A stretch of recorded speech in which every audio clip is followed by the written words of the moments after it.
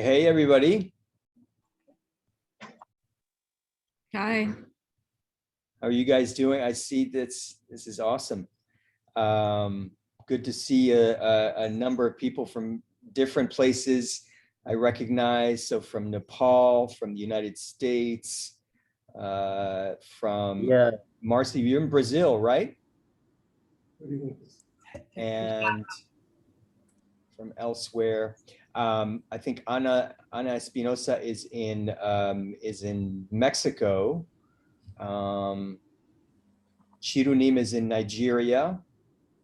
We have a few people from the United States and others joining from places we don't know as yet, but we will be starting in a moment. We're just waiting for people to join us here, and glad that many of you are joining, as we were urging you, joining as actual groups groups of people, family, in most of your cases. So I am going to briefly get started. I just want to give you a sense of what's going on, but I'm going to talk for a little while. And then we're going to have a few speakers. We'll have Bahira Trask, who is a professor of, I think, is she on this call yet? I don't know if she is, but she will be calling in from Delaware in the United States, and she will be giving us a sense of global trends. And then we will have a couple of families actually speak, one from India, one from the United States, to give some perspective. And then afterwards, afterwards, we will engage in this open dialogue. So let me share my screen, if you would, and I'm going to get us started.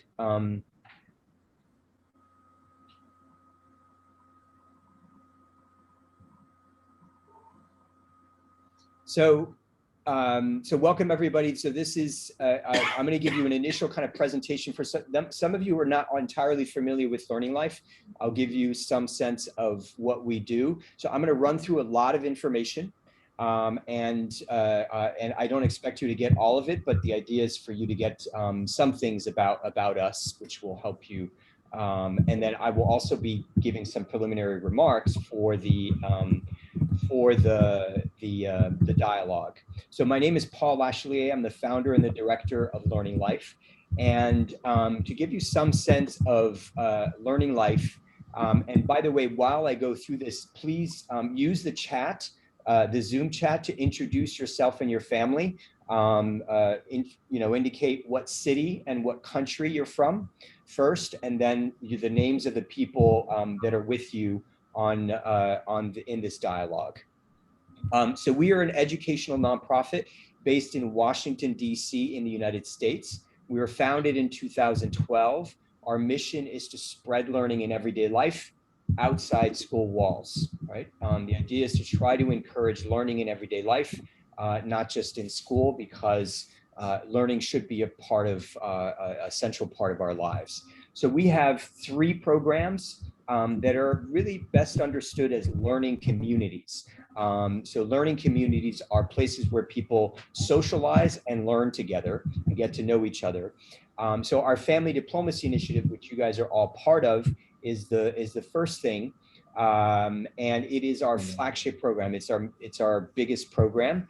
We also have an international mentoring program for younger people to help open the world to people to younger people, especially people from lower income families. And then we do these democracy dinners here in the Metro Washington, D.C. area. I'm going to focus more on our Family Diplomacy Initiative because that's the topic of this conversation and of this program more generally. So the Family Diplomacy Initiative, the broad vision that we have for the future is that in every family, there would be at least one family diplomat, and that those, or FD, and each of those family diplomats would be advocating for the concerns, the needs, and the aspirations of families, through nonprofits, businesses, and governments in order to try to create a more caring and connected world. So that's the vision, right? That's where we want to go. Our goals, more specifically, are to try to nurture more caring, capable, connected global citizens, but also to empower families to participate in governance. What that means is to participate in decision-making that affects families' lives in businesses, in nonprofits, in governments, at local to international levels. Our current activities are two things. We engage in dialogues live via Zoom with families worldwide. So this is the first of 6 dialogues we're doing this year, 1 per month from June to November. And we also connect, and many of you are in fact connected via Facebook, and that helps us to keep us connected between those dialogues and to learn from each other through family introductions. Many of you have introduced your families and through interaction, and we post things about families happening across the world. So a little bit about our past, our present, and our future.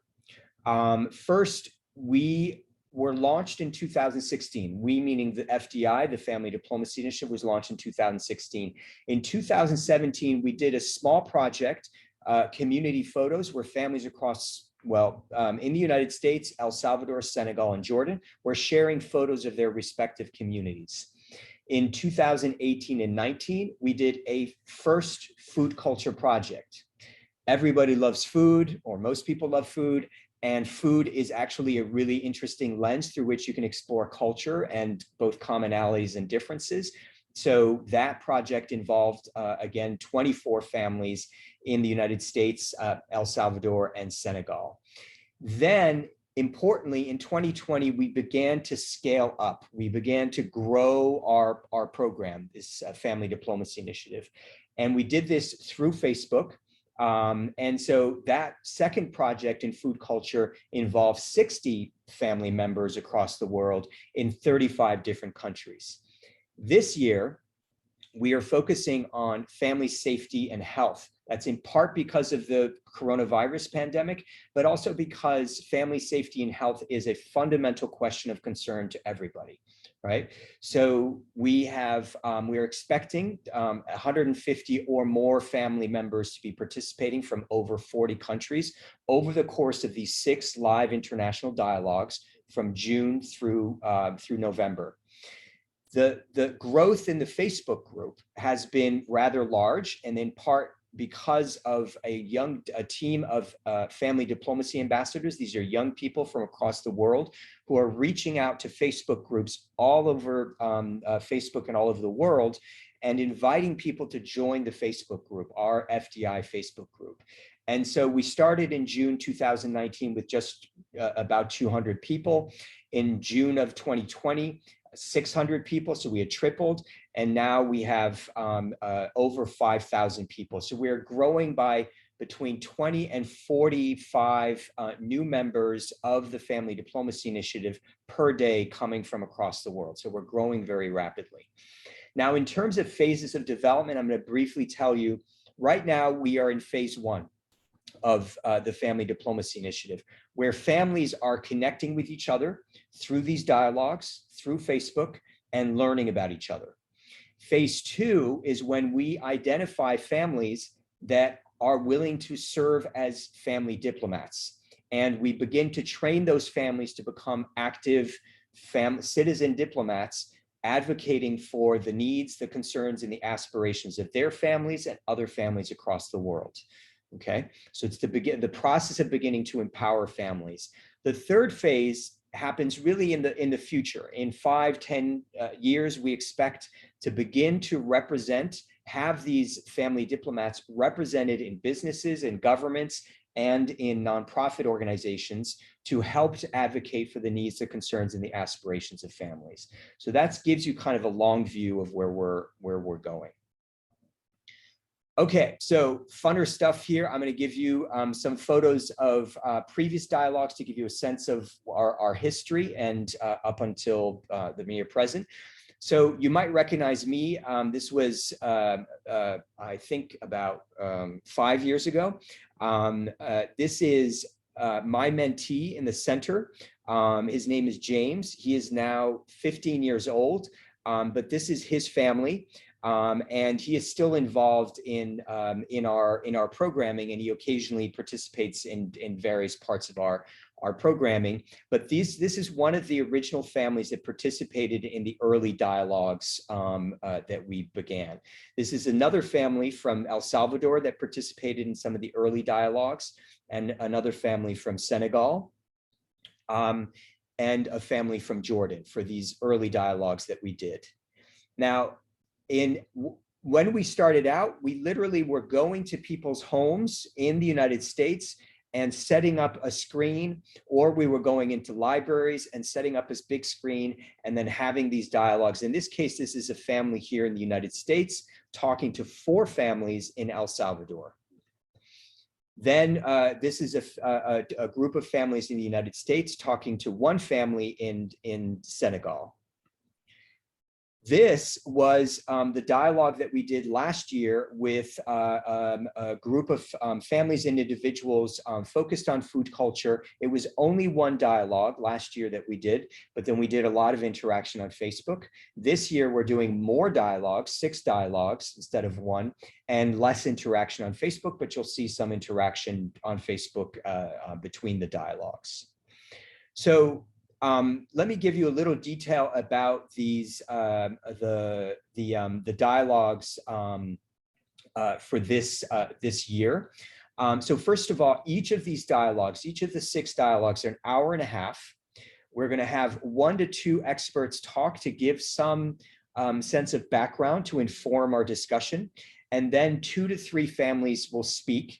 And then we'll have an open dialogue in which each of you can participate. And I just want to emphasize that you'll be able to participate with your voice, but also whenever you want, you can participate with comments and questions via chat, the Zoom chat. The overarching question for all of 6 of the dialogues is, what do families worldwide need to be safe and healthy? And the topics will vary from one dialogue to the next. So we're not talking exactly about the same thing, although of course in these dialogues things are going to look where some things are going to recur. We're going to talk about certain things again and again, but other things will come up that are new, in part because of new participants and then just new thoughts. Today, though, we're focusing on global trends in family life to give some context to this to the dialogues. So when we're talking about global trends in family, there are a couple of, there's a question we want to ask, which is basically, how are families changing worldwide? And how does this impact health and security of families? And so we might get into global patterns and trends in family demographics, parenting, childhood, family life, aspirations, viewpoints, etc. It's really up to you in part to determine what we'll be talking about. So I'm providing some background, and I will then launch into and give you, I'll probably embarrass my family, some of whom are here, because I'm going to be talking about my family. And then we'll get into some details. Bahira Trask, as I mentioned, is a professor in the Department of Human Development and Family Studies. She's a specialist on families and what's happening to families across the world. And she sits on the board of advisors for Learning Life. Joseph Tolles, and Debjani, I'm sorry if she's on this call. I forgot to add that she is a vice principal at a school in India. But Joseph Tolles is a retired school counselor and lives in Alabama in the United States. And he's a father. So we'll have the perspectives of a father and a mother. And so I am going to give you some dialogue notes and guidelines, and then I'm going to tell you a little bit about my family and how that relates to the wider world and what's happening, family trends. So first of all, we are video recording, and we're going to be photographing this dialogue, both to report what's going on and to promote what's going on. So hopefully you are comfortable with that. Secondly, please, as I mentioned, use the Zoom chat to introduce yourself and your family. Please indicate your city, your country, your names, and whatever else you would like to share about your family. Keep yourself muted during the dialogue when you're not talking so that we can have clear, everybody can hear clearly. Be respectful even when you disagree, and seek to learn rather than try to win an argument, right? So we're here really to learn more than anything else. Okay, so some thoughts about today's dialogue. I can't find so by the way, this is my partner, Kelly, to my left, I guess to your right, I don't know. And this is her son, Kieran, to your right. He's very tall, 17 years old. I feel very short next to him. This is my family, full of short people. And so this photo, unfortunately, is probably the most recent photo that we have of our family, like as many of our family members as possible. Who's missing here is my brother Philip's wife, Lorraine, and our mother, who's actually in on this call, Anna Lachelier. But here is my father. That's the old bald guy right here. And he's in on this call as well. My sister, Suzanne, my niece, Shauna, my niece, Olivia, her daughter, my brother, David, his wife, and his child. So I'm introducing you to them in part because I want to tell you something about what's happening in our family over 2 generations and how that connects to what's happening across the world. So I am probably going to reveal too much information here, but nonetheless, it's important information to understand what's going on to families across the world. First, my parents had 4 kids. Myself, I'm the youngest, and then my sister and 2 older brothers. And then they got divorced, I think 28 or 30 years after their marriage. Now, in the 2nd generation, in these 4 other bullet points, you have what's happening in our generation. My oldest brother has the most kids. He has 2 kids, and he's still married. My older brother, David, got divorced, got remarried, and then had 1 child. My sister is unmarried, no kids. I am divorced, no kids. So what does this mean in terms of the future of families? And I want to give some kind of broader perspective here and tie what's happening. First of all, families across the world are shrinking. They're becoming more diverse and they're becoming smaller. And that's very important to keep in mind because it has big implications for the health and the health of families across the world to some extent. But we can get into those details and figure that out. Well, how does family size connect to health? Secondly, at the same time, our world is becoming more interdependent, which is part of the reason why we need to be talking to each other across borders. And when I mean across borders, I don't just mean across national borders. I mean across lines of race, lines of class, lines of religion, et cetera, and so forth, to know what's going on in the world and to understand each other's perspectives because we're becoming more interdependent.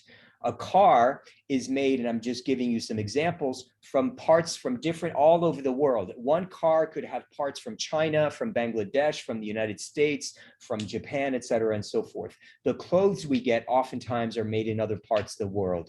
Disease, as we know, in this time of COVID, is tying us together, and it's very much has to do with airplane transportation, which helped to spread the disease, right? And of course, immigration. Many of us are immigrants. I was born in France and my family moved to the United States. So we are in some sense immigrants to the United States. And a lot of people across the world are migrating. Okay, so there are various ways in which we're becoming more interdependent and more intertwined, and hence why we need to talk to each other and learn about what's going on. In families, one of the reasons why people are having fewer kids is because the cost of raising children is going up. And part of the reason why the cost of raising children is going up is because we're investing more in our kids. That's a good thing. Our kids are getting more and more educated. When I look at the surveys that you guys have been filling out in different parts of the world, I see that your parents have much less education. Oftentimes, many of you have a lot more education than your parents. That is a growing trend across the world, but it does mean that childhood is lasting longer as people get more education, and it's increasing the cost of children. And that's part of the reason why people are having fewer children. At the same time, governments are not supporting families the way they could be. They're not providing childcare.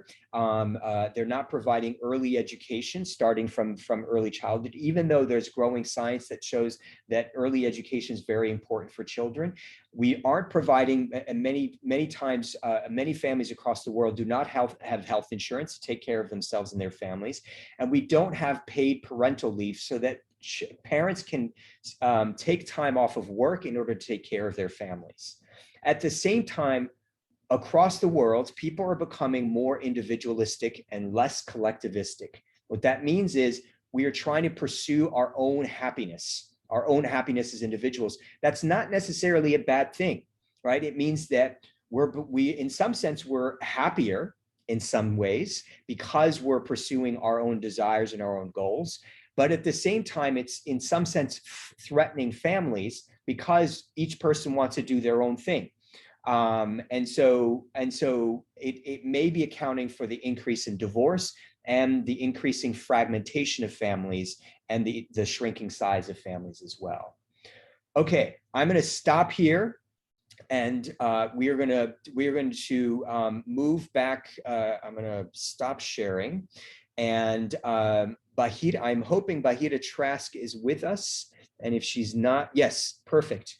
So Bahida, do you want to introduce who you're with and introduce yourself? And you are next, and then we will have Joseph Tolles speak, and I'm hoping that Debjani is with us from India, or is hope. She might be on the second page. Yeah, she might be on the second page. So, okay, Bahida.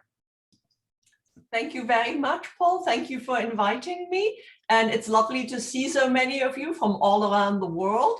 I am in Delaware, actually on the border of Delaware and Pennsylvania. I'm Bahida Trask, and this is my daughter, Julia.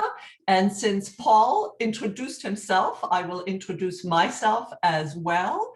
I was married, I'm divorced, and I have 14-year-old twins. So, and I have a German father, an Egyptian father and a German mother, and I grew up in America speaking German at home, so very multicultural. That probably led me to my studies. My PhD is in cultural anthropology, and I have spent my whole professional career studying family change in Western and non-Western societies. So I have a lot of thoughts on it. Paul asked me to prepare a somewhat formal presentation. I have done that, but I am more than happy to answer questions. I want to get us going just to be thinking a little bit about these issues, and then we can have an informal discussion. My daughter, Julia, sometimes comes to my classes, and she has a lot of opinions on these topics. So you can ask her questions too about what we're going to talk about. I'm going to share my screen. So hold on, let's see. Can you see my screen? Yeah, you good? Okay. All right. I do a lot of work, besides my academic work, I actually do a lot of work with the United Nations, and I have been working with them over the last 11 years now. They have a unit within the United Nations called the Focal Point on the Family. And what they try to do is advocate for families. And so my work has been around that, because so many of our programs these days are very much focused on individuals, our social programs, political programs, economic programs, or they focus on distinct groups like on young children or on the elderly. But we're losing the family perspective. And I think this is a huge mistake and is leading to many problems on multiple levels. And I'll get more into that.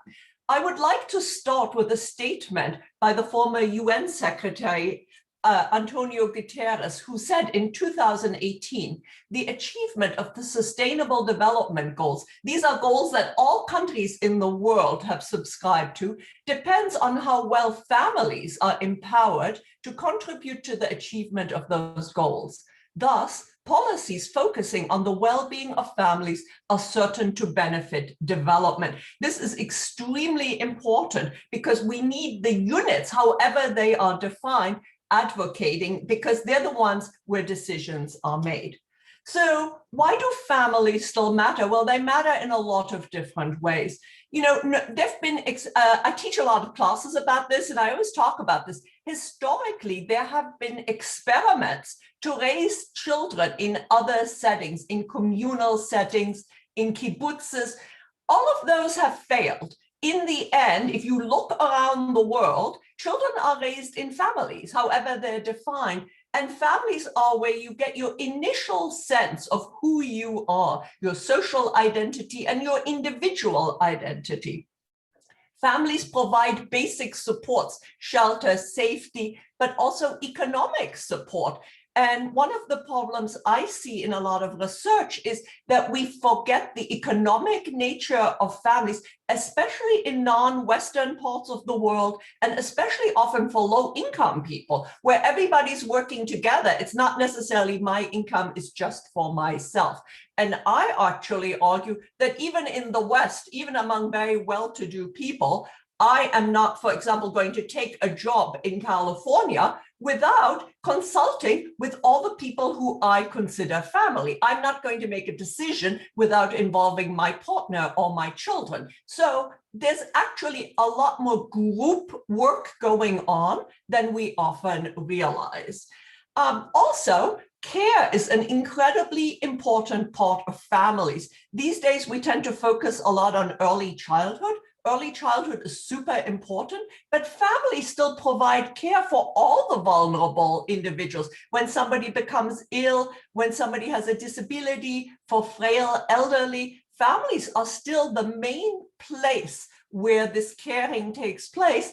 And often this care is very gendered. So, for example, in the United States, young men these days are pretty much expected to help when people have children. That is now kind of the thing. But when you look at care across the spectrum, women tend to do most of that care, and it's unpaid work on top of paid work. So that's a big issue that families are dealing with.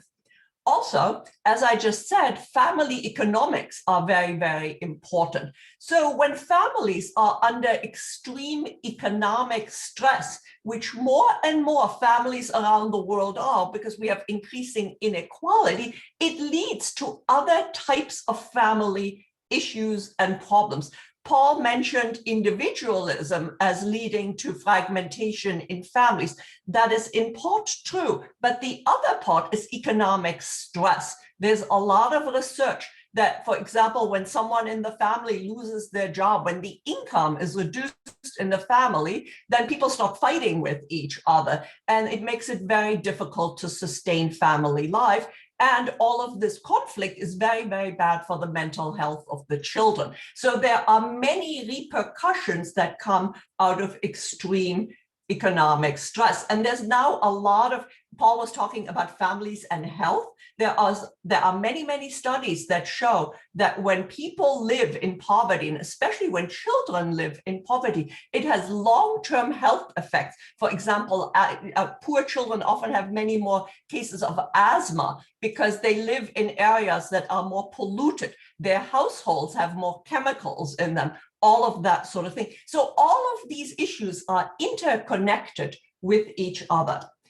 I want to give you just a couple of global trends. And again, we can talk more about them informally. Paul already mentioned a couple, but around the world, except for in sub-Saharan Africa, fertility is decreasing. So women are having fewer and fewer children. This is good and bad. In fact, in Europe, we now have countries like Italy, France, Spain, where women are having, we're at zero, we're at zero. In order for a society to duplicate, it needs for every woman to have 2.1 children. And that's not happening anymore in the Western world and in Japan also. This is very problematic because you don't have enough people working, and who's going to care for all the elderly people? And you don't have enough consumers for all the stuff that's being produced. So what is happening is it used to look, the global population used to look like a pyramid. You had a lot of children being born and then a few elderly. Now we've moved towards a rectangle, and in some places, there's actually now more elderly people than children being born. This is a first in human history. We don't even know how that's going to play out. Another major phenomenon, especially in the West, is the increase in babies being born outside of wedlock.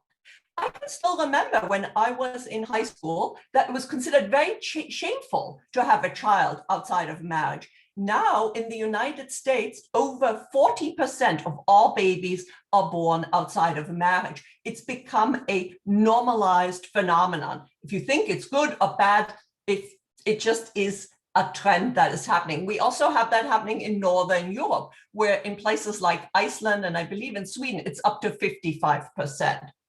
The other thing that's happening is we're all waiting to get married. I say marriage because we're not waiting to have sex. People have always had sex at around the same age, some under the umbrella of marriage, other people outside of the umbrella of marriage. But what is happening is the formal union, the legal union, is going up and up. In fact, in the Nordic countries, it is now around, I think for women around 30 and for men 33. That's the age of first marriage. There are some sociologists who argue that marriage has become more important, not less important. So people expect more from marriage today than they did 50 years ago. So they're spending more time looking for someone who they think is going to be appropriate for them. And there's a very well-known sociologist, his name is Andrew Cherlin, and he says that what we're looking for these days isn't just a partner and someone who helps pay the bills and, you know, the things we used to look for in the past.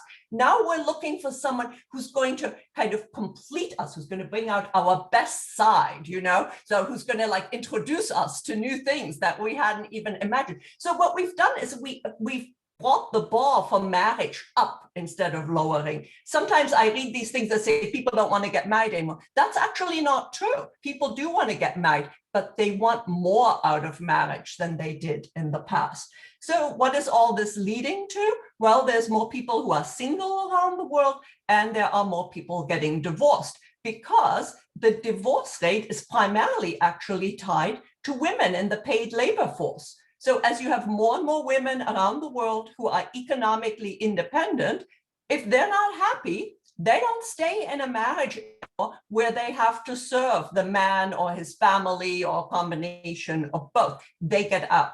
So that's one of the main drivers around the world, not just in the United States. Also, it's taking us longer to raise our children. We invest more in our children. They need more education, yeah? And so they're financially dependent on us for actually a much longer time than was true historically. I have some other here statistics. You can see them on my slide. I just want to say one thing about migration. About 3% of the global population is currently migrating. That's actually less than previously in history. Previously in history, it was much easier for people to move around the globe. It's easier for us to travel, but what has happened is all of the high income countries have put in place very strict laws that make it very difficult to move from one country to another country, especially if you want to bring your family with you. So that's actually put a damper on global migration.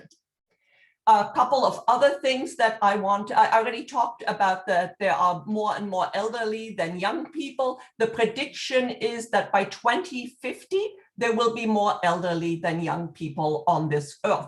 What is happening with that is what they sometimes call beanpole families. So instead of having large extended families like we had historically, we now have more and more generations alive in one time. So increasingly, kids are part of 3 and 4 generations. It is not unusual these days for children to know their grandparents and their great-grandparents.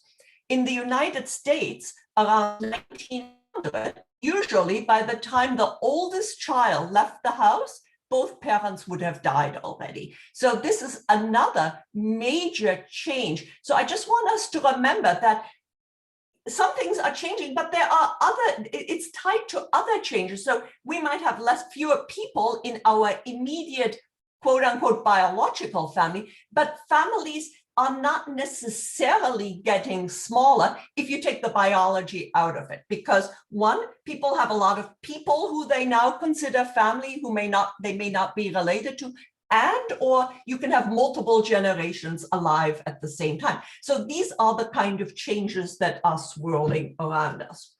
A huge change is the rise of women in the global labor force. And that's actually where my research has gone, because like I said, on the one hand, it gives women independence, it makes them rethink their relationships.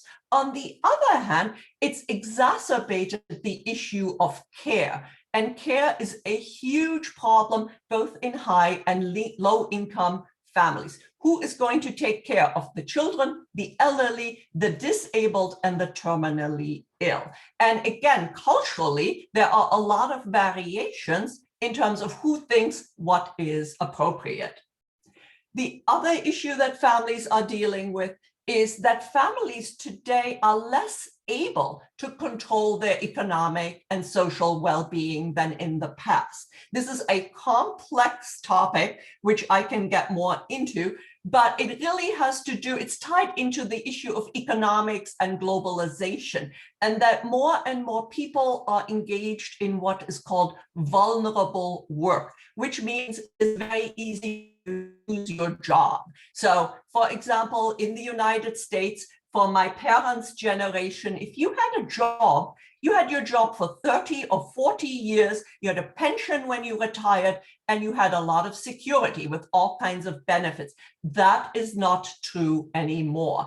In fact, I've been reading that for millennials, many millennials, they are now in jobs for 2 or 3 years, and then they switch over to another job, or some people work 6 months and then don't work 6 months.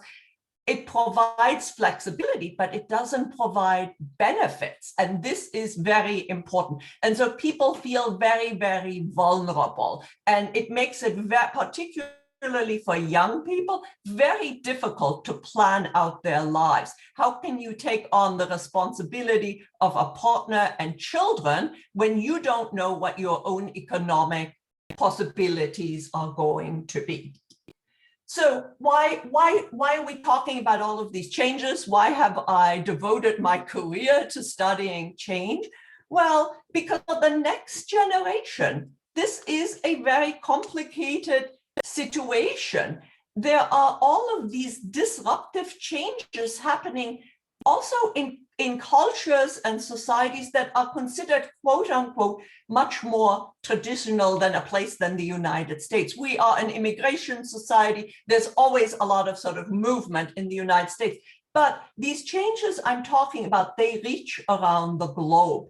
And the changes are happening very rapidly. Like I said, in my lifetime, I have seen enormous social change, including this increasing inequality within countries and between countries as well. And the obstacles for young people are growing. So if you are on the quote unquote right side of the equation, which means your parents have some money, you're going to get a great start in life. If you're on the opposite side of the equation, it is more difficult for you. And they are also calling it, for example, the digital divide. If you are sitting in a village in, a far away place, you're going to have a much harder time accessing computers, the internet, than someone like my daughter, who has her own computer, her own phone, and is completely connected all over the world with all of her friends. So what's happening is that there's a whole group of people that are being left behind, and this is of great concern to me.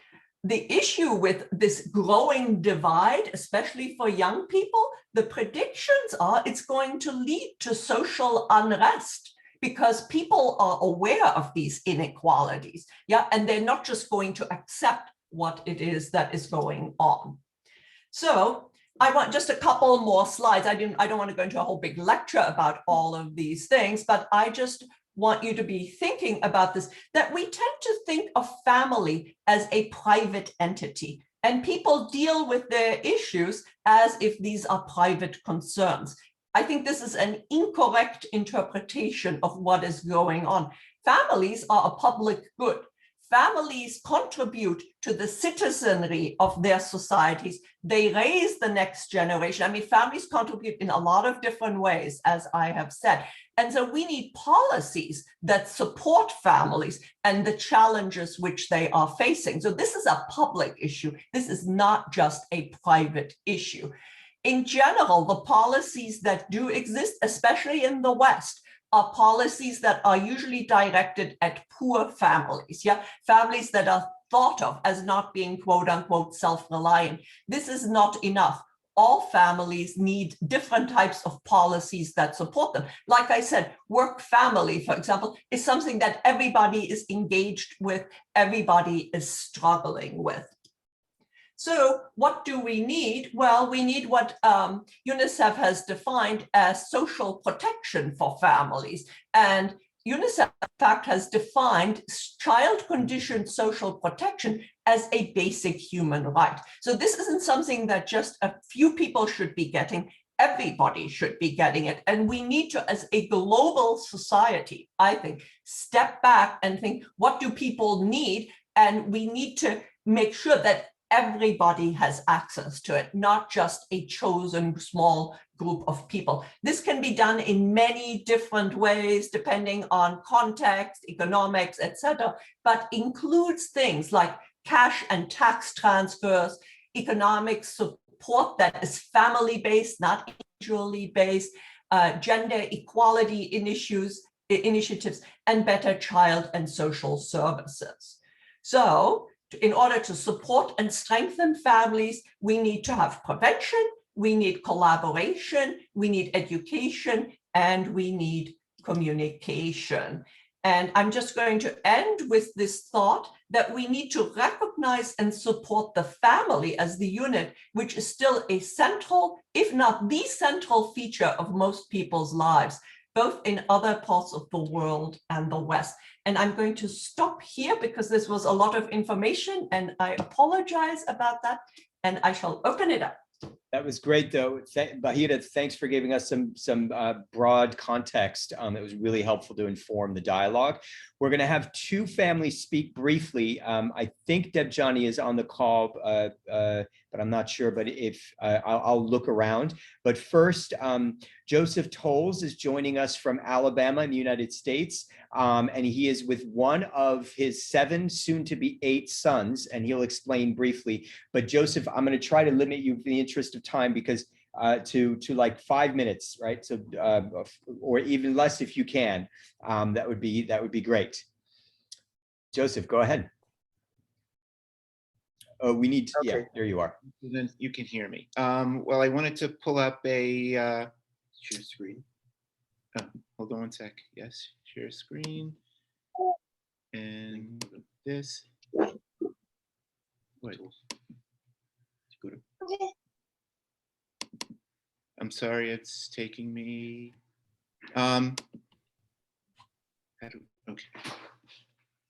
Okay. Hi, everybody. Bahira, you're going to have you would have a field day with me because you talked about so many things that are so important to me and my family. This is a slide of my family. There are seven different boys. And my family certainly is not shrinking. You can see that well, I guess some of us look alike, but we've different shapes, sizes, different ethnicities. The reason that is because my family ambassadorship started because I went out and created my own family for many of the reasons that Bahira was talking about. I grew up in foster care. So my beginnings in this world were as a foster child, and I was born and raised in foster care for my entire life. and aged out at the age of 21. In the United States, at any given time, there are 400,000 children living in the foster care system. Each year, 20,000 young people will age out of the system without a family. 50% of those who age out will experience homelessness, incarceration, and all will be more likely to experience unemployment, unplanned pregnancy, legal system involvement, substance abuse, and a lack of basic healthcare services. This is my beginnings of my family. My mother and father, and there's lots of disconnections there. I'm gonna go very quickly then. There's lots of disconnections which got me into foster care. My mother was 15 years old when she had me, which was not the norm, and my father was 16. And they were of different races. I grew up in a much larger family where there were 6 children, and I call them core children. My parents who raised me had two children biologically, and the rest of us were in foster care. And if you can look very quickly, a lot of my brothers that I grew up with have not lived due to a lot of the issues that Bahira was talking about. The family experienced divorce, mental illness, and alcoholism. But this is what I created. Get this. These are a picture of every one of my kids who came to me at different ages. So the first one came to me at the age of 18. That's when I adopted him. The second one was 13. And we're going across. The third one was 13 as well. The first one on the left on the bottom was 14 years old when I adopted him. 19 years old when the one with the tuxedo came to me. 14 was the one with the baby. And the one on the bottom right, or my bottom right at least, was 2 weeks from his 21st birthday when I adopted him. Soon I will be welcoming a 16-year-old from a different state coming into my home. So we will be then a family of 8 children. And my whole focus is to take all the things that Bahira talked about, all the obstacles, all of my kids came from different places. Some came with medication, family histories that you wouldn't want to listen to because they would be so upsetting. But my whole goal has been to grow out of your constrictions. So this picture really depicts sort of the basis of how I like to raise my kids. Whatever is going on, whatever you've come into our family with, you can grow through it. And I found that picture and I thought it was a great sort of demonstration of how I feel about family. I stay very positive with my kids. And so human beings are like tea bags. You don't know how strong they can be until they're into hot water. So the other thing that I really work with my kids at is embracing the struggles, owning the struggles, and overcoming the struggles. And the most important is that I want my kids to stand strong like a mountain, but they have to flow like water because life has been difficult. Life will be difficult, and we face challenges every day. So another image. Paul, I don't know how much time you want me to do. You're out of time. But I think if you can actually stop sharing your screen, and then that'll allow us to open up the dialogue. But there's a reason why I invited Joseph to talk with us, because to me, in answering this question, and this is going to get us back to this series of questions, because we're now going to enter into the open dialogue, because I don't believe that Debjani is with us, by the way. that Johnny is doesn't seem to be with us, and it's in some sense good because I want to give us more time. That'll allow us more time for dialogue. But one of the reasons I had Joe talk with us is to give a sense of, to me, that's individualism at its best, right? Here's a man who could have just led a life on his own and had a good time, and he decided to form a family of his own. He crafted that family, and he's still building that family. And so it gives us a model among many models out there of what caring families might look like in the future. And Lord knows if there are kids out there who are in foster care system in the United States, there are plenty of other kids in war-torn countries, especially, who are in need of caring families, right? So Joe is in some sense kind of a model to me, and I can't help but get to some extent emotional when I hear him talk about his family. But there's a lot you can learn about Joe. And in fact, Joe, I would recommend if you would like share some of the information in the chat, which we will share with everybody after to a broader audience about your family and some of the details. Some of the videos that you've shown me would be really awesome. Okay, so I'm going to share my screen just briefly to show you some questions and to allow you to think. And these are open questions for the dialogue. First is, what struck you about what we said and any connections that you see to your own family experience? Second is, what concerns and do you and your family have about your own family's safety and health, and how that might relate to these trends happening in the world? And what do you see as the future of families? Are you positive, or are you pessimistic about what's going to happen to families in the future? Okay, I'm going to stop sharing so that everybody can, and now it's basically open dialogue time. If you could, I would greatly appreciate it if you would use the hand raise. I'm going to show you how to use the hand raise symbol. I just put it up for mine.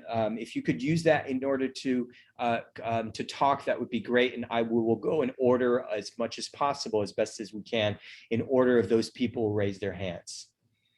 Who wants to go first? Still on the second page, by the way. The first and the second page are somewhat more or less the same. Marvin, Marvin, go ahead. Yeah. All right. Hello, everyone. My name is Marvin. When I was listening to the professor's presentation, she was talking about the individualism is increasing in the world, like because of both of the parents are pursuing their own happiness, their own goal of life.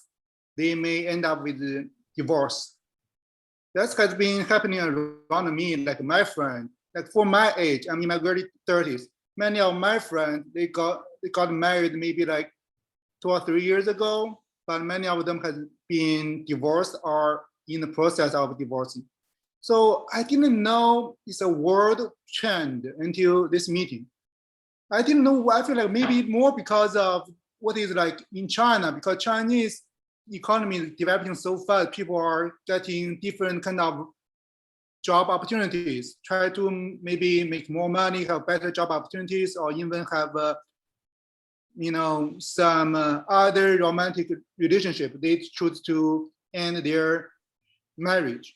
But now from this meeting, I learned it's a world trend that people are pursuing their own happiness. And this is the kind of, like the professor said, it can be good or bad, good for the individual, but maybe bad for the family. However, that's what's happening to me. From this meeting, I learned better about the world trend. Thank you. Thanks, Marvin. We've got, yes. Yeah, I just want to make a very fast comment. In the late 90s, there was a type of marriage introduced in Louisiana called covenant marriage. And the idea was to make divorce more difficult. And the only way you could get it, so when you married, you married. And the only way to get a divorce was in case there was abuse. Guess what? It's 2021. Nobody's even heard of covenant marriage anymore. That tells us something. People want the option to get out of their marriages if they are not happy. And this is happening around the world. And the second thing I want to say is there's a lot of research that shows it's not divorce that is bad for children. It is conflict between the adults that is bad for the children. So when people stay together and fight the whole time, that does nothing for the children. If they divorce and they have an amiable relationship and learn how to co-parent, that is much better for the children. We've got data, Robert. I don't know where you're from, but if you could speak and identify what city and country you're from. I don't know if data. Okay, Robert. thank you. I'm called Dr. Robert Festo. I'm here in Uganda. Kampala is our city, and our small city, our capital city is Kampala, and the small city is Arua. So we are here as refugees in Uganda. So what strikes me most is about the family life that at times during war or zone period, you find that your family will not get that kind of love that you used to exercise at first in your families. So we are really finding that most of the families during wartime, they live on trauma. So they cannot exercise that intimate love that they started at first. So most people run away from responsibility because they know that now in the period where they are, they cannot even able to support even their close relatives, because you are in the same situation with your grandfather. You have the same situation with your grandmother, so you cannot even have a support.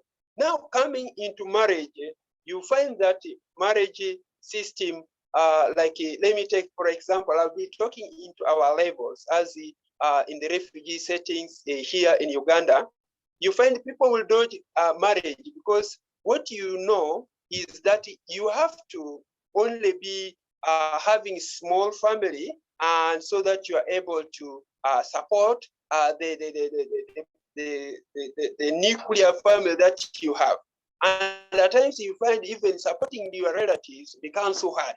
And this is making kind of love that you have at first with your parents is depreciating. So the level in terms of the areas of conflicts zones, they vary with other places where you find like there's a bit of peace or stability. So we are seeing that it is really a very good initiative. I like the idea of how I learned a lot. I learned from even this family diplomacy right from the time when I was following it from the Facebook. It has changed and transformed my life as a refugee. I'm able to learn. So thank you. So for advice, I will get more from, I need more facilitators to help me, and at least so that I will also educate more of our youths, most of our families, because there are a lot of violences in the refugee settings, because people, they don't need now responsibility. They want to run away from responsibility because they are not able to really know that the family should really be sustainable, and they should also know that even if little they have to support their families in difficult time. So thank you. I love this idea. Please next time, don't leave me out. I'll be together with you. Thank you. All right, thank you, Robert. We've got Elizabeth, then Joseph, then Aaron. Elizabeth? Yes, thank you. I wanted to give a shout out to our presenter today for mentioning that. Elizabeth, if you could just quickly introduce where you are in the Sorry, world. for sure. Okay. Yeah, so I'm in Washington, D.C., the capital of the U.S., and is that enough? Yep. I'm an intern for Learning Life. So yeah, I just wanted to give a shout out to our presenter today for talking about how the idea of marriage has changed, and that it's not true that people are seeking to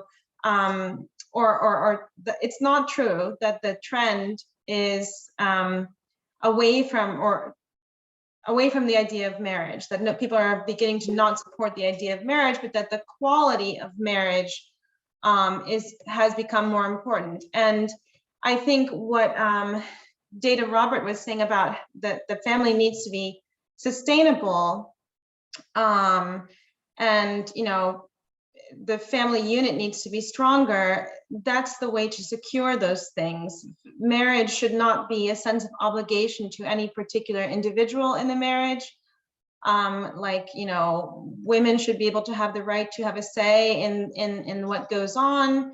And if they are experiencing abuse or any kind of dissatisfaction that makes them feel that their lives, the quality of their personal life or their children is at risk due to the marriage that they are in, then they should have the right to exit that situation in order to pursue a healthier one. And I really appreciate that Bahira made such a big deal about this, because I also grew up in foster care, as I mentioned in the chat, and I sought out a new family later in life, and both of my new, adoptive, as you would say, parents experienced divorce. And they met each other after both, separately divorced their first spouses. And they are now a very happy and healthy couple and a very happy and healthy family. And it doesn't matter what type of people constitute that marriage either, It's just about safety, psychological and physical, healthy and sustainable, and to have the freedom to decide what constitutes your marriage, I think is critical to creating that kind of environment. Great. Joseph, and then Aaron. Yeah, I'm 62 years old, and there's so much noise in the world around marriage and money and finances. I did not become a father until I was 49, until I was able to reconcile like my social and individual identity and not be burdened by societal norms. Was I able to think, I clearly was born to be a father. I wasn't born to be a husband. So until that time came that I was able to get through all of the noise, I was stuck and unhappy. And so now I'm able to expand my family and bring other people in and even teach about relationships and individual strengths and without the burden of thinking that something's off, something's wrong. So, I do understand that our situation is very, very unusual. Adoption is maybe not so unusual, but it's very unusual for a single male who grew up in foster care to do this. But it was all the noise that prevented me. So I think forums like this, where we talk about this stuff and educate and learn about the definition of marriage, the definition of relationships, is very helpful for all of us to move forward and respect it. And respect people's choices and how they do things, because listen, there are places in this world and even in this country and probably people that I know that think, oh, single man, he shouldn't be raising kids by himself. And clearly it's not an issue for us, is it? No. So I just wanted to put that out there. I think all of this stuff is so very interesting, and I like really digging in, but it's only until we're able to dig in and get through our stuff and societal stuff before we can make a movement. So everybody go out and adopt. Awesome, Joseph. Aaron, then Chirunim, then Anna. Thank you very much. I am calling from Ghana. That is West Africa. and I want to talk about the future of family. Okay. Aaron, just while you are talking, you may want to turn off your video, and that will allow you to speak, I think, without as much interference. Okay. So can I be heard now? It's going to get better. There's a delay, I think. The future of family. The future of family. I think this is a very good intervention. The learning life came at the right time over here in Ghana and specifically West Africa. The concept of family seems losing the ground. When you go to the high courts that administer marriages, the percentage to marriage to divorces are on the high side. And it appears the purpose for which people marry are no more for the purpose of family, but for some different, maybe to satisfy religious, curiosity and other things. So with this concept, there is a lot to learn, and I think it has come at the right time. I stand to learn a lot from people on this platform. Thank you. Thanks, Aaron. Chirunim.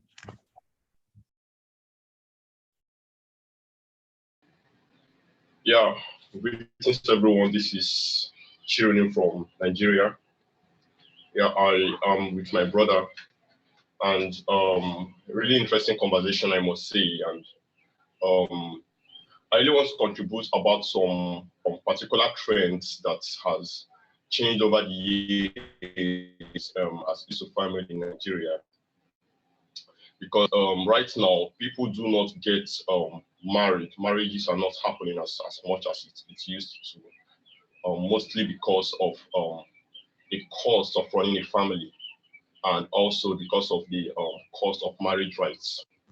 So getting married is quite very expensive right now in Nigeria, because most families see marriages as a form to extort money from their in-laws or from their so they try to just put in a lot of bills as much as possible. And for young men who are trying to just get their feet on with life, and then you're having a long list of things to get done before getting married, it's quite expensive. So do not want to do that. And another one is basically,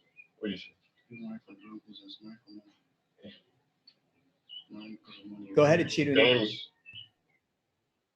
Okay, so another trend here in Nigeria is about kids, about most children. We have a little bit of division between poorer families and well-to-do families.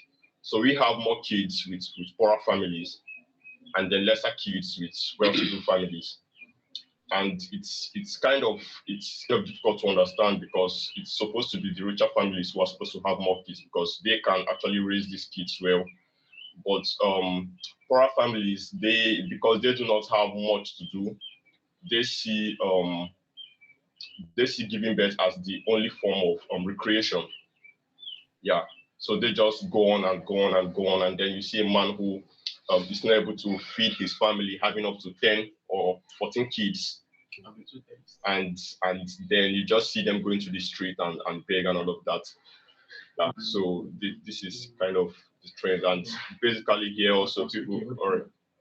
Good evening, everyone. This is Adio Tuetoma. I'm from Nigeria, and I'm going to speak about some of the trends on the high rate of divorce. So it comes from, I think it comes from people marrying for the wrong reasons. Actually, a lot of people see marriage as getting married to a well-to-do, wealthy person as an escape from poverty. So they don't actually marry out of love or likeness for the person. So they marry as an escape from poverty. It led to a divorce and high rate of cheating and infidelity in marriages, and is a very high trend in Nigeria. It happens a lot where people get married and they go for DNA tests and find out that like let's say 90% of their kids are not actually theirs, and is a very bad trend in Nigeria at the moment, and it's responsible for the high rate of divorce in Nigeria at the moment. And like my brother said about talked about the high cost of getting married in Nigeria. You have to pay a lot of marriage rights to the bride's family or your in-laws before you get married to your bride or something like that. Before you get married, you pay a lot of marriage rights. You fulfill some promises. In-laws and going on with the cost is actually expensive. So a lot of people are actually single. They are ready to get married, but because of the costs of starting a family or raising a family, they are actually single or are just in platonic relationships and all that. So there's a high rate of divorce and a high rate of like single people in Nigeria at the moment. So that's it. Okay, great. It's good to hear your perspective. I found it particularly interesting, I think, Chirunim, when you mentioned this paradox, right? You would expect, right, wealthy families would be the ones that have more kids because they can afford it. But in fact, the pattern is just the opposite. It's poor people who have more kids and rich people who have fewer kids. But I think it has to do in part with the rising, when you're wealthier, you have more expectations for your kids. You want them to get a good education. You want them to be established. It takes longer for that to happen. So it's more expensive. And the expectations, I think, as Bahira was mentioning, are much higher for happiness, for success, et cetera, and so forth at higher levels. Anyway, so we have Ana Espinosa from Mexico, then Aisha from Pakistan, and Trisha from I don't know where, but that's the order. Ana Espinosa. Yeah. Hi, we are from Mexico, as Paul said. We are specifically from Puebla. An issue that we believe that it's very important here in Mexico is that a change in the vision of our social programs has to be made, because the government gives some types of programs, but they give you money in relation of how many children you have.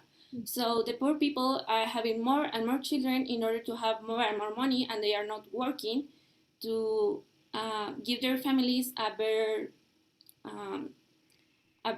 income, a better life.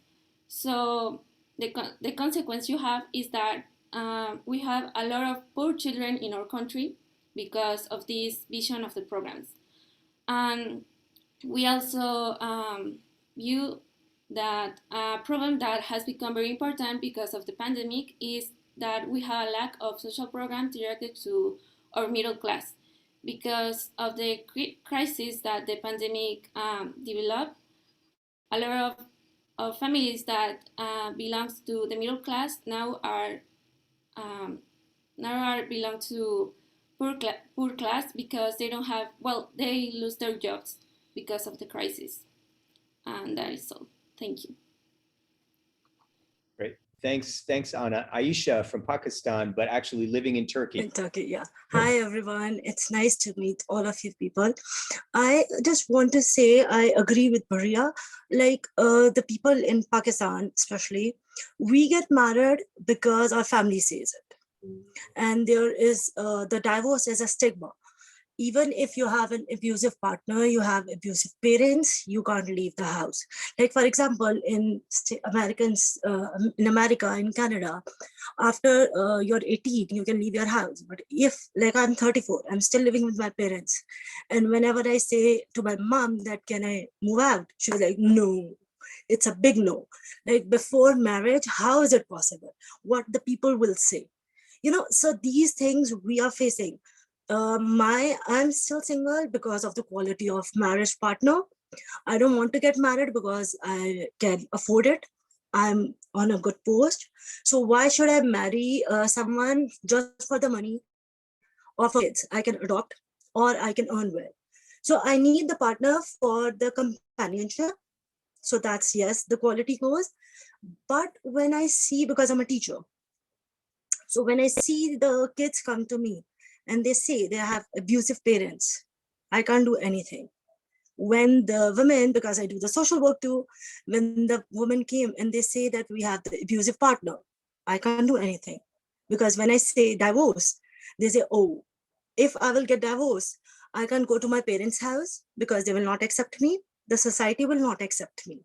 So what happened? They will stay in that marriage. Then the whole next generation, they get the abusive parents because they see the conflict between the parents. Then the whole generation, it goes down. And then when people do because we still have arranged marriages, unfortunately. So the result of the arranged marriages is that the women are not able to conceive because of the family pressure, because maybe they don't like the partners.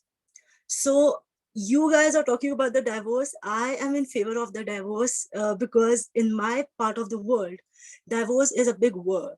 Like it's a forbidden word. You can't do it. And if you have to do it, if you can have to convince your parents, or you will think about the society, unfortunately. And this is going really high. Thank you. Aisha, that's really helpful. Trisha, and I believe you're from Virginia in the United States. I am, and I am in the car right now, and I am full disclosure, Matthew have one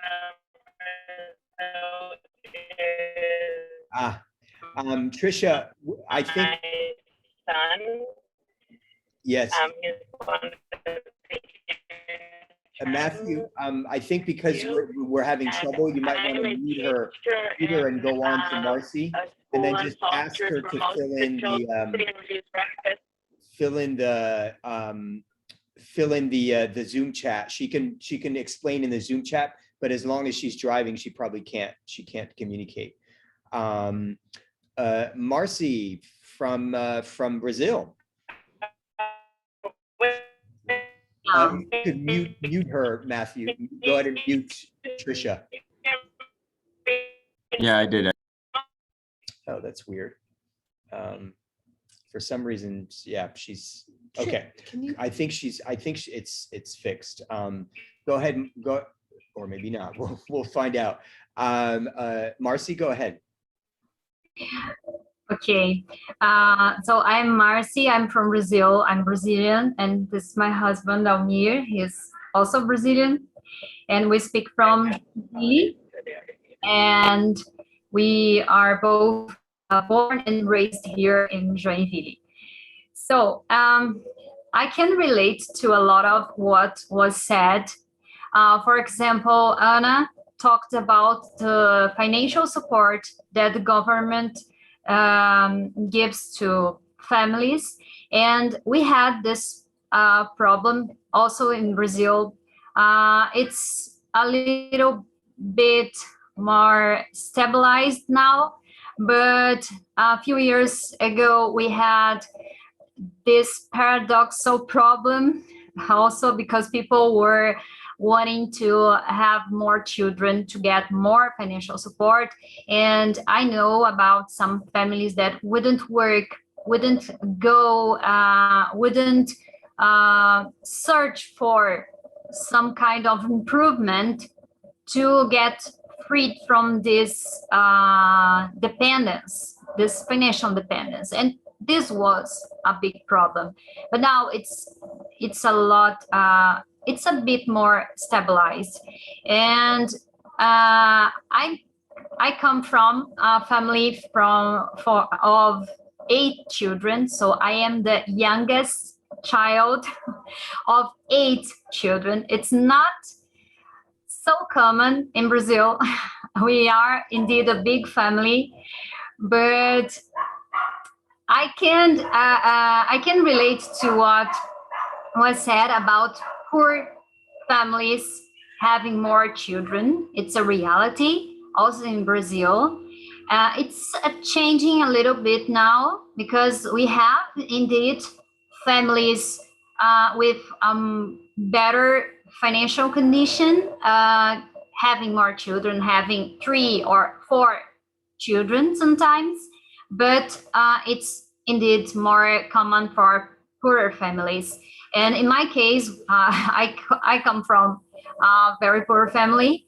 My father and my mother had studied only 4 years at school, so it's not even the basics of the schooling. So, and I'm having my master degree. So yes, indeed, when you want more for your family, the trend is to think a little bit more about what will you do to do it, to get it for your children. So we have only 2 kids, 2 sons, in order to give a better condition, for example, better school for them, because the public system is not that good in Brazil right now. I am a teacher at public school, but my children are not in the public system. So it's very complicated. I would like to have more children, indeed. We would like to have at least 3 children. It was our plan, yeah. But it wasn't possible. We couldn't, because we had our house to pay, we have the school to pay, and we can't. So it's our limit. So it's very complicated. So, and I came from a big family, so I'd like to have a big family because I think it's good. I like it. But yeah, that's yeah. About divorce, just another thing. My parents are divorced, and so I can relate to this struggle about being divorced, because 30 years ago, when my mother decided to get divorced, so she struggled a lot because there was a taboo about it, about divorced women, about children from of divorced women. So she herself would say, "Oh no, that kid there, I don't want you to be friend with those kids because they are from a divorced mother." So she herself would say that. And later she got divorced, and she struggled a lot because this taboo was very strong 30 years ago. Now it's not. Now it's very common, and we are indeed in this trend, in this global trend about families. Thank you. Really interesting. And you guys reflect to some extent these broader trends, more education in the younger generations, fewer children. You guys went from 8 to 2 kids, at least in your family. It's really interesting. So we have time for just a couple more. So Lania Jamal from, I don't know where, but if you can introduce yourself, and then actually Kieran here in the United States is gonna give a child's perspective. So Lania first. Oh, thank you so much. Thank you for this opportunity. I'm really happy to have you here and learning and listening a lot of information from people in different background and in different culture and different country. This is me, Lania Jamal from Iraq. I was in US, but originally I was born in Iraq, and right now I am in Iraq. Iraq is a Muslim country and have a lot of conflict, war, a lot of things. That's why we have a lot of problem in family issue, in marriage issue. I would like to share some like some gaps, some challenge in here, because I already work in the GBV, gender-based violence project in the international organization. Every day I'll see the new cases from the domestic violence, early marriage, forced marriage, and everything like that. That's why we have a lot of problem like that, and every day the divorce data will be higher and higher, because people going to make marriage here just for some reason. And one of the reasons, the family issue and family forced them to marriage, because people from here have lots of Muslim background. They cannot practice sex without legal marriage. That's why they just would like to complete and support each other for sexual need, and also for financial support, because in here, in our culture, men can support the woman and also can all financial support for the family, like house rent, daily service, everything. That's why women or girl wish to marry with someone just for supporting herself from the financial situation. That's why we don't have some healthy family, and every day they get a lot of problem, and they get divorced. I'm really so sad for that, but the marriage situation here in our country, it's really get so bad every day, day by day. I would like to get some information from your experience, the friends' experience, to suggest for the young people here and awareness them, raising awareness them to get married by her choice or his choice, not by forcing family, because we need that style for getting married. Thank you for everything. Thank you for listening. Great. It's great to hear from so many different people from so many different countries. It's really interesting to hear your different perspectives. I think it sounds like one of the themes of this is in part that divorce can be actually good, right? This is something that Aisha was saying, and Lanya, to some extent, it seems like you're saying is divorce is actually good because it may reduce domestic violence. So I just want to, because we do have some kids in on this conversation, I do want to get some input from actually Kieran, who is 17 years old, a high school student here in the United States. And then we're going to close it off. I'm sure a number of you, and Nicole included, I appreciate the fact that you would like to contribute, but I also want to respect your time. We are at the 1:30 mark and we're a little past it. So I'll finish with a couple of concluding remarks and then just give you a sense of, remind you of a sense of what's ahead. So Kieran. All right. Hi, I'm Kieran, like Paul said. We're in North Carolina right now, in more the southern part of the United States, but we are from the Washington, D.C. area. And I can relate a bit to the piece about families shrinking, because especially in the African-American community, I know some of the familial situations and, amount of kids people have varies for both like where the region you're in and cultural circumstances. But in the African-American community, it also seems like the family sizes have been decreasing. Like I said, or not like I said, but I'm pretty sure my great grandmother, it seems like the amount of kids that they've had have been decreasing. She had a lot, and my grandma had, how much did grandma have? Just me. So grandma just had, so yeah, next generation, grandma just had my mom. And so mom has me and my sister, who's a few feet away from me. So it seems like the family sizes are decreasing. That's something I can relate to. I found interesting in this presentation that I didn't really think about before. And the piece about divorce, I don't have too much to say about it, but I feel like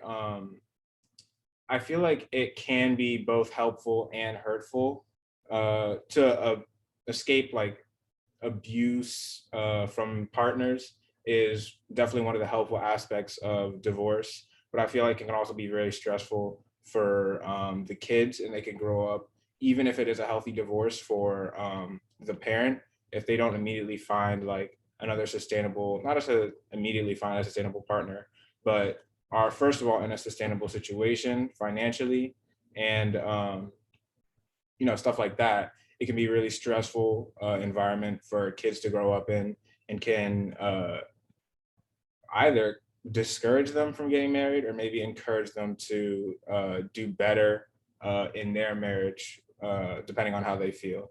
So those are just two of the things that I found pretty interesting in this presentation and that I related to. And that's all I have to say. Oh, awesome. So I want to thank everybody for participating. This has been really interesting. I'm also particularly glad the fact that we're coming from different countries this time around, as opposed to last year. There are more people in partner pairs, I know some of you are friends and housemates and so on, but we also have more families participating. I'll reiterate that that's really important for not only conveying what we're trying to do is to convey that this is family diplomacy. And one of the first steps for family diplomacy is families talking to each other across borders. So really appreciate the families in particular showing up. And so I just want to remind you that the next dialogue is going to focus actually on healthcare systems. So we will have some speakers who are health professionals talk about healthcare systems and talk about family health across the world. And each of the dialogues will have a different focus. And the next dialogue is on July 25th. All of the dialogues are on Sundays at the same time with the same Zoom link, but the next dialogue will be on July 25th. Thank you all for participating. This will be, I want to remind you that this will be, this is video recorded. We are going to share the video recording with people, and we're going to share photos from this dialogue with everyone. So really appreciate your participation and look forward to seeing you at the next dialogue. All right, everybody, bye.